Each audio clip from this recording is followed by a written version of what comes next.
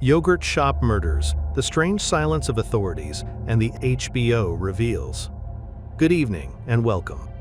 Tonight, we plunge into a story that has haunted a city, a state, and indeed, an entire nation for over 3 decades. It's a tale of unspeakable horror, baffling unanswered questions, and a relentless pursuit of truth that continues to this very day. We're talking about the 1991 Yogurt Shop murders in Austin, Texas. 4 vibrant, innocent young lives brutally snuffed out, their bodies consumed by flames, leaving behind a chilling mystery that refuses to die. And now, a powerful HBO docuseries has ripped open old wounds, dragging this cold case back into the harsh glare of public scrutiny. The burning questions remain: what truly transpired on that horrific night? And why, after all these years, does the truth remain so stubbornly hidden, shrouded in a perplexing silence from the very authorities sworn to protect us, even the seemingly untouchable FBI? Join us as we navigate the gruesome details, dissect the missteps in the original investigation, pull back the curtain on untold angles, and hear directly from the hearts still aching, the victims' families, the determined investigators, and even those whose lives were shattered by wrongful accusations. We'll explore the digital roar of the online community, the profound impact on the accused, and critically examine whether this HBO series truly brings us closer to justice, or simply adds another layer of complexity to an already agonizing saga. Stay with us. You won't want to miss a single haunting detail. Part 1. The fateful night at I Can't Believe It's Yogurt. Imagine a typical Friday night in Austin, December 6, 1991. A popular yogurt shop, I Can't Believe It's Yogurt, on Anderson Lane, bustling with young energy. But what began as an ordinary evening quickly devolved into a nightmare beyond comprehension. When firefighters arrived to battle a raging blaze, what they uncovered wasn't just a fire scene, it was a massacre. 4 teenage girls discovered tied, gagged, shot, and then, in a final act of unspeakable cruelty, set on fire. The victims, Jennifer Harbison, just 17, and her co-worker Eliza Thomas, also 17. Alongside them, Jennifer's younger sister, Sarah Harbison, 15, and her friend, Amy Ayers, a mere 13 years old. 4 young, beautiful souls, their futures stolen in the most brutal way imaginable. The initial investigation painted a horrifying picture. The girls forced into a back storage room, made to undress, bound with their own clothing, and then executed with gunshots to the head. Adding to the depravity, at least 1 victim was sexually assaulted. Forensic evidence pointed to at least 2 assailants, with 2 distinct caliber firearms, a .22 and a .380 recovered from the scene. The fire? A calculated attempt to destroy evidence, to erase all traces of their heinous act. But ironically, that very act of destruction left the crime scene so irrevocably damaged, it crippled the investigation from its very first moments. Barbara Harbison, mother of Jennifer and Sarah: every morning the first thing I think about are my girls. I miss their smell, their laughter, they stole my eternity. How do you ever recover from that? Bob Ayers, father of Amy: it's a wound that it never heals. She was only 13. We had so many dreams for her. All of them just extinguished in one night. Sonora Thomas, sister of Eliza: my family, we never talked about her after she died. Never. I guess it was their way of coping. But I want to know the truth. My sister, she deserves that much. Part 2. The chaotic investigation and the shadow of coerced confessions. From day 1, the Austin Police Department, APD, faced an uphill battle. The fire-ravaged crime scene was a forensic nightmare. Smoke and soot had contaminated everything, making fingerprint collection, DNA preservation, and evidence recovery almost impossible. Hundreds of leads were chased, dead ends mounted, from drifters to known criminals, but nothing, absolutely nothing, led to a clear breakthrough. Then, 8 long years later, in 1999, a dramatic turn. APD announced the arrests of 4 young men: Robert Springsteen IV, Michael Scott, Maurice Pierce, and Forrest Wellborn. The basis for these arrests: the highly contentious confessions of Scott and Springsteen. And here's where the red flags began to wave. There was no physical evidence whatsoever connecting them directly to that horrific crime scene. Former Detective John Jones, APD, we poured our hearts into this case. When those confessions came through, we believed them. We truly believed justice was finally within reach. Who wouldn't want to bring closure to this? Defense attorney, e.g., Joe James Sawyer. These weren't voluntary confessions. These were the direct result of incredibly high-pressure, controversial interrogation tactics. My client was grilled for hours, no lawyer present, subjected to threats. There was absolutely no hard evidence against them beyond the words they were coerced into saying. Dr. Elizabeth Loftus, expert on false memories. In complex high-stakes cases like this, especially involving young and psychologically vulnerable suspects, the phenomenon of false confessions is not at all uncommon. The intense pressure from law enforcement, sheer exhaustion, and a desperate desire to escape a terrifying situation can lead individuals to admit to things they simply didn't do, or even fabricate memories they don't possess. Springsteen and Scott were convicted. Michael Scott sentenced to death in 2001, Robert Springsteen to life in 2002. Maurice Pierce, entangled in another armed robbery, later died in a police shootout in 2010, never facing trial for the yogurt shop murders. Forrest Wellborn was ultimately acquitted due to insufficient evidence. But even with these convictions, a nagging question persisted in the hearts of many: was true justice really served? Or was this just another chapter in a deeply flawed pursuit? Part 3: The Mysterious DNA and the FBI's Puzzling Silence. Fast forward to the late 2000s. The relentless march of technology brought a groundbreaking new hope: advanced DNA testing. YSTR DNA samples, a male-specific chromosomal analysis collected from the crime scene, were meticulously re-examined. What they found wasn't just significant. It was a bombshell that shattered the existing narrative: an unidentified male DNA profile, a profile that definitively did not match any of the 4 men previously arrested. In 2009, armed with this irrefutable DNA evidence, the charges against Springsteen and Scott were summarily dismissed. They walked free after nearly a decade in prison, carrying the unbearable weight of wrongful accusation and profound psychological scars that may never heal. But the plot thickened in 2017. A dedicated Austin police cold case detective, poring over evidence, made an astounding discovery: a compatible DNA sample found in a public population database. The bombshell? This sample was submitted anonymously by the FBI itself, with no identifying name attached. Detective Dan Jackson, APD Cold Case Unit. The moment we found that, my immediate reaction was to contact the FBI. We needed information about that DNA donor. It was an incredibly significant, potentially game-changing lead for a quadruple murder. Detective Dan Jackson continuing, but they refused, citing privacy laws. It was beyond baffling.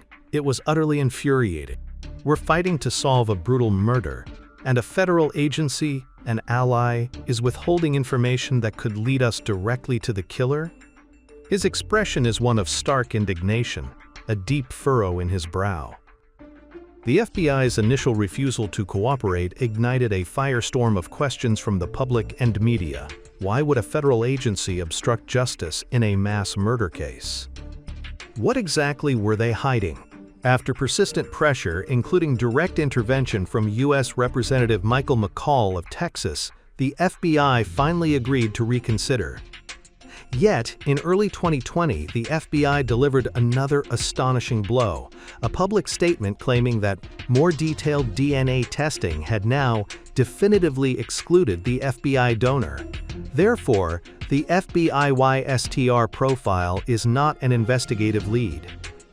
Investigative journalist/legal expert e.g. Stephen Kinzer, this sudden flip-flop in the FBI's stance demands intense scrutiny.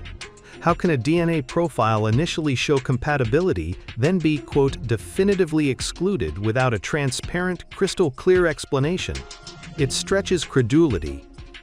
Expert continuing, it fosters a profound and troubling suspicion regarding the transparency and the true level of cooperation from federal agencies in such high-profile, sensitive investigations.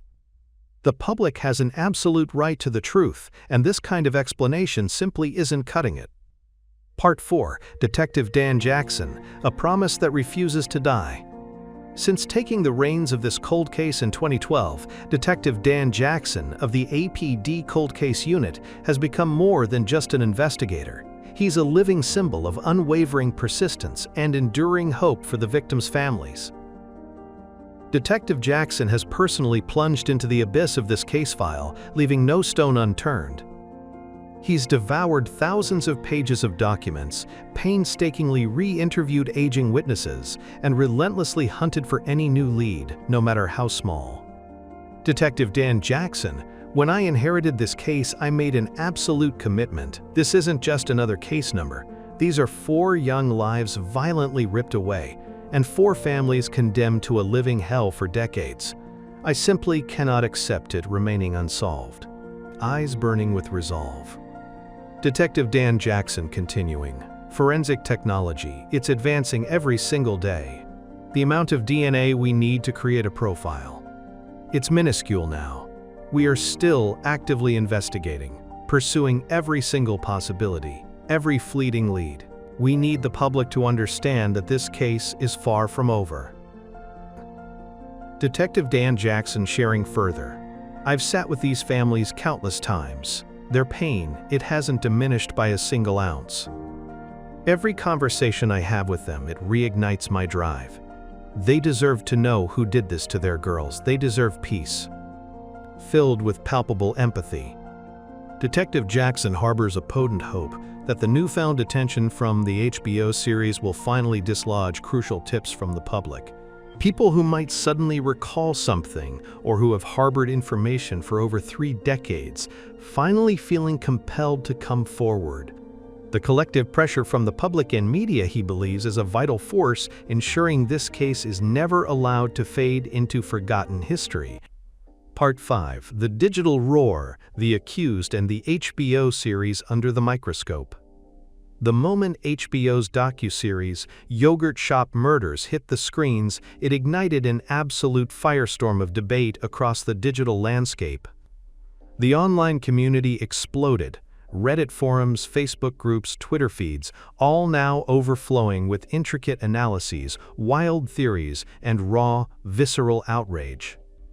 Viewers across the globe voiced their horror at the sheer brutality of the crime and the enduring agony of the victims' families.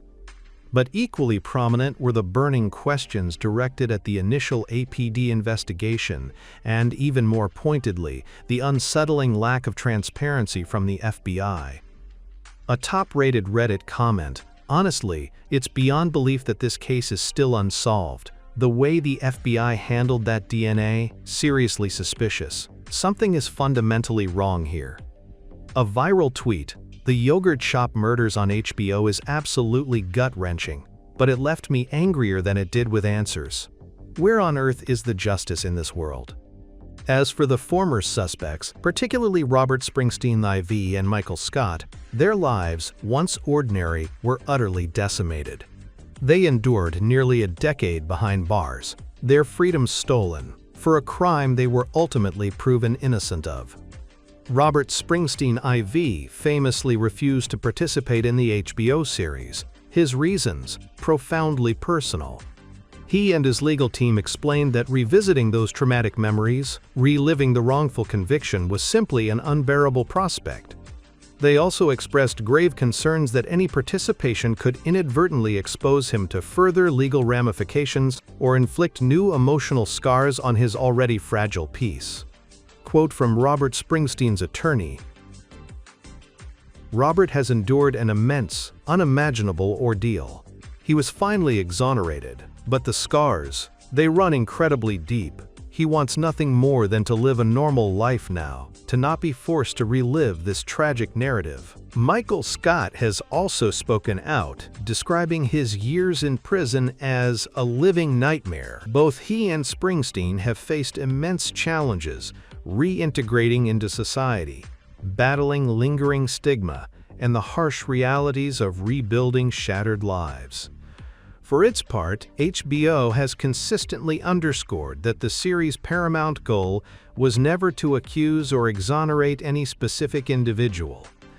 Instead, they aimed to provide a comprehensive, multifaceted look at the entire case, from every possible angle. Their mission, they stated, was to illuminate the lingering, unanswered questions, expose the systemic missteps in the legal process, and bear witness to the enduring, heartbreaking pain of the victims' families. Director/producer of the HBO series, E.G. Robert Rodriguez. Our intention was to tell this story with the utmost integrity and truth.